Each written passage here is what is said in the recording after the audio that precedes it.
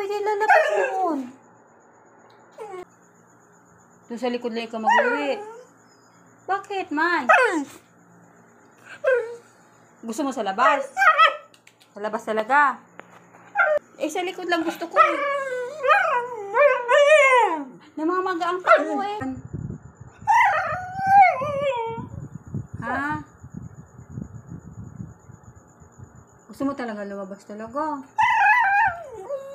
Tapos? Hindi tayo lalabas ha? Hindi tayo lalabas ha? Nasanay ka na labas ng labas sa kalsada? Opo. Pwede ikaw magwiwi sa likod. Oh. Hindi tayo lalabas. Namamaga yung paa mo. Namamaga yung paa. Papa, ano yung paa ko ha? Sige na. Hindi nga tayo lalabas.